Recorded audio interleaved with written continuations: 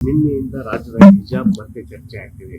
ಹಿಜಾಬ್ ಅನ್ನ ವಾಪಸ್ ಪಡಿತೀವಿ ಅಂತ ಹೇಳಿ ಇದಕ್ಕೆ ಬಿಜೆಪಿ ಅವರು ವಿರೋಧ ವ್ಯಕ್ತಪಡಿಸಿದ್ದಾರೆ. ಈಗ ಭಾರತೀಯ ಜನತಾ ಪಾರ್ಟಿಯವರು ಸಮಾನತೆ ವಿಚಾರವನ್ನ ಮಾತಾಡ್ತಕ್ಕಂಥದ್ದು ಶಾಲಾ ಕಾಲೇಜುಗಳಲ್ಲಿ.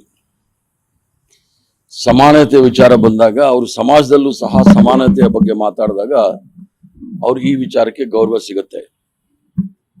ಸಂವಿಧಾನದಲ್ಲಿ ಅಡಕವಾಗಿರ್ತಕ್ಕಂಥ ಸಮಾನವಾದ ಹಕ್ಕು ಅಂದ್ರೆ ಆಹಾರ ಮತ್ತು ಉಡುಪು, ಇದರ ಹಕ್ಕು ವೈಯಕ್ತಿಕವಾಗಿ ಪ್ರತಿಯೊಬ್ಬನಿಗೂ ಸಹ ಇರ್ತಕ್ಕಂಥದ್ದು. ಅದರ ವಿಚಾರದಲ್ಲಿ ಈಗಾಗಲೇ ಹೈಕೋರ್ಟ್ ತೀರ್ಪು ಬಂದಿರತಕ್ಕಂಥದ್ದು, ಸುಪ್ರೀಂ ಕೋರ್ಟ್ ಅಲ್ಲಿ ಇರ್ತಕ್ಕಂಥದ್ದು. ಆ ಸುಪ್ರೀಂ ಕೋರ್ಟ್ ಅಲ್ಲಿ ತೀರ್ಪು ಬಂದ ನಂತರ ಪಕ್ಷ ತೀರ್ಮಾನ ತೆಗೆದುಕೊಳ್ಳುತ್ತೆ. ಭಾರತೀಯ ಜನತಾ ಪಾರ್ಟಿಯವರು ರೈತರ ಬಗ್ಗೆ ಆಗಲಿ, ಹೆಣ್ಮಕ್ಕಳ ಮೇಲೆ ಆಗಿರ್ತಕ್ಕಂಥ ಶೋಷಣೆಗಳಾಗ್ಲಿ, ಹೆಣ್ಮಕ್ಕಳ ಕುಸ್ತಿ ಪೈಲ್ವಾನ್ ಏನು ಹೆಣ್ಮಕ್ಳು ಕುಸ್ತಿನಲ್ಲಿ ಮಾಡಿದವಳು ಕಣ್ಣಲ್ಲಿ ನೀರು ಹಾಕಿದ್ರೂ ಸಹ ಅವ್ರಿಗೇನು ಬಂದಿಲ್ಲ. ಇವರು ಈ ವಿಚಾರವನ್ನು ತೆಗೆದುಕೊಂಡು ಮೊದಲು ಅವರಲ್ಲಿ ಏನಿದೆ ಉಳುಕನ್ನ ನೋಡ್ಲಿ, ಆಮೇಲೆ ಕಾಂಗ್ರೆಸ್ ಪಕ್ಷ ಏನ್ ಮಾಡುತ್ತೆ ಬಿಡೋದು ಅದು ವಿಚಾರ ಬೇರೆ.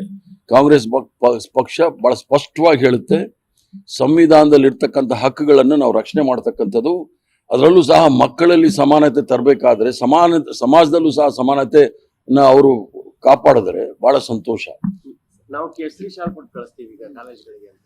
ಈಗ ಇದು ಜಾತ್ಯತೀತ ರಾಷ್ಟ್ರ, ಇದರಲ್ಲಿ ಎಲ್ಲ ಧರ್ಮವನ್ನು ಸಹ ಸಮಾನವಾಗಿ ಕಾಣ್ತಕ್ಕಂಥದ್ದು ಮಹಾತ್ಮ ಗಾಂಧಿಯವರ ಆಶಯಗಳು ಮತ್ತು ಆದರ್ಶ, ಸರ್ವಧರ್ಮ ಸಮಭಾವ ಅಂತಕ್ಕಂಥದ್ದು. ಭಾರತೀಯ ಜನತಾ ಪಾರ್ಟಿಯವರು ಗೋಡ್ಸೆ ಅನುಯಾಯಿಗಳು. ಆದ್ರಿಂದ ಅವರಿಂದ ನಾವೇನು ಇದಕ್ಕಿಂತ ಹೆಚ್ಚಿನ ಏನು ನಿರೀಕ್ಷೆ ಮಾಡ್ಲಿಕ್ಕೆ ಆಗೋದಿಲ್ಲ. ಹಿಜಾಬು ಮತ್ತು ಬುರ್ಖಾ ಬಹಳ ವ್ಯತ್ಯಾಸ ಇದೆ. ಹಿಜಾಬ್ ಅಂತಕ್ಕಂಥದ್ದು ಈಗಾಗಲೇ ಹಲವಾರು ಶಾಲಾ ಕಾಲೇಜುಗಳಲ್ಲಿ ಅದು ತಲೆ ಮುಚ್ಕೊಳಕ್ ಮಾತ್ರ ಮತ್ತು ಎದೆ ಮುಚ್ಕೊಳಕ್ ಆಗ್ತಕ್ಕಂಥದ್ದು ಹಿಜಾಬ್. ಬುರ್ಖಾ ಅಂತ ಹೇಳಿದ್ರೆ ಸಂಪೂರ್ಣವಾಗಿ ಮುಖ ಕಾಣದೇ ಇರ್ತಕ್ಕಂಥದ್ದು. ಶಾಲಾ ಕಾಲೇಜು ಕಾಂಪೌಂಡ್ ವರ್ಗು ಬರೋವರೆಗೂ ಬುರ್ಖಾ, ಆನಂತರ ಹಿಜಾಬ್ಗೇನು ತೊಂದರೆ ಆಗಬಾರ್ದು ಅನ್ನೋದು ನನ್ನ ಭಾವನೆ.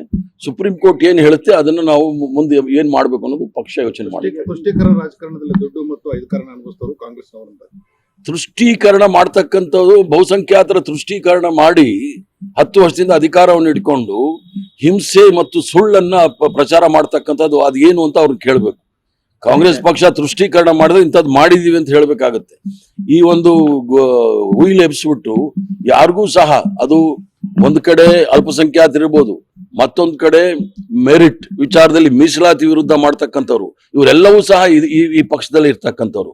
ಮೊದಲು ಇವರ ಸೂತ್ರಧಾರ ಏನಿದ್ದಾರೆ ನಾಗ್ಪುರಲ್ಲಿ, ಅವರು ಜಾತಿ ಜನಗಣತಿ ವಿರುದ್ಧ ಮಾತಾಡಿದ್ರು. ಜನಸಾಮಾನ್ಯರು ಕೂಗೆಬ್ದಾಗ ಇಲ್ಲ ನಾವು ಅದನ್ನ ಯೋಚನೆ ಮಾಡ್ತೀವಿ ಅನ್ನೋ ಮಟ್ಟಕ್ಕೆ ಹೋದ್ರು. ಆದ್ರಿಂದ ಇವರಿಂದ ನಾವು ಕಲಿಬೇಕಾದಿಲ್ಲ. ಈಗ ಬಿಜೆಪಿಯವರು ಗೋಡ್ಸೆ ಅನುಯಾಯಿಗಳು ಅಂತೀವಿ, ಕಾಂಗ್ರೆಸ್ನವರು ಟಿಪ್ಪು ಸುಲ್ತಾನ್ ಪಾರ್ಟ್ 2 ಇವರು. ನೋಡಿ, ಕಾಂಗ್ರೆಸ್ನವರು ಟಿಪ್ಪು ಸುಲ್ತಾನ್ ಪಾರ್ಟ್ ಅಲ್ಲ. ಕಾಂಗ್ರೆಸ್ ಅವರು ಬ್ರಿಟಿಷರ ವಿರುದ್ಧ ಯಾರ್ಯಾರು ಹೋರಾಟ ಮಾಡಿದಾರೆ ಅವ್ರ ಪರ ಇದ್ದೀವಿ, ಬ್ರಿಟಿಷರ ಪರ ಇದ್ದವರ ವಿರುದ್ಧ ನಾವಿದ್ದೀವಿ. ಇವರೆಲ್ಲರೂ ಸಹ ಯಾರು ಟಿಪ್ಪು ಸುಲ್ತಾನ್ ಪಕ್ಷದವರು ಅಂತಾರೆ, ಇವರೆಲ್ಲರೂ ಸಹ ಬ್ರಿಟಿಷರ ಬೂಟ್ ನೆಕ್ತಾ ಇದ್ದವರು. ಆದ್ರಿಂದ ಇವರಿಂದ ನಾವು ಕಲಿಬೇಕಾದಿಲ್ಲ.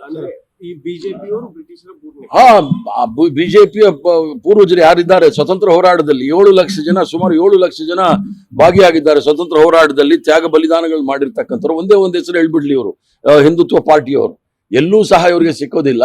ಇವರೆಲ್ಲ ಬ್ರಿಟಿಷರ ಬೂಟ್ ನೆಕ್ದವರು. ಇವ್ರು ನಮಗೆ ಹೇಳ್ಕೊಡೋದು ಬೇಡ, ನಾವು ಟಿಪ್ಪು ಸುಲ್ತಾನ್ ಫಾಲೋ ಮಾಡ್ತೀವಿ, ಇನ್ನೊಬ್ಬರು ಫಾಲೋ ಮಾಡ್ತೀವಿ ಅಂತ ಹೇಳಿ. ಅನುಕ್ಷಣದ ಸುದ್ದಿಗಳಿಗಾಗಿ ವಿಸ್ತಾರ ನ್ಯೂಸ್ ಯೂಟ್ಯೂಬ್ ಚಾನೆಲ್ ಸಬ್ಸ್ಕ್ರೈಬ್ ಮಾಡಿ. ಹೊಸ ಸುದ್ದಿಗಳ ನೋಟಿಫಿಕೇಶನ್ಗಾಗಿ ಬೆಲ್ ಐಕಾನ್ ಕ್ಲಿಕ್ ಮಾಡಿ. ಲೇಟೆಸ್ಟ್ ಅಪ್ಡೇಟ್ಸ್ಗಾಗಿ www.vistaranews.com ವೆಬ್ಸೈಟ್ಗೆ ವಿಸಿಟ್ ಮಾಡಿ. ಅಂಗೈಯಲ್ಲೇ ಜಗತ್ತಿನ ಸುದ್ದಿ ತಿಳಿಯಲು ವಿಸ್ತಾರ ನ್ಯೂಸ್ ಕನ್ನಡ ಆಪ್ ಡೌನ್ಲೋಡ್ ಮಾಡಿ.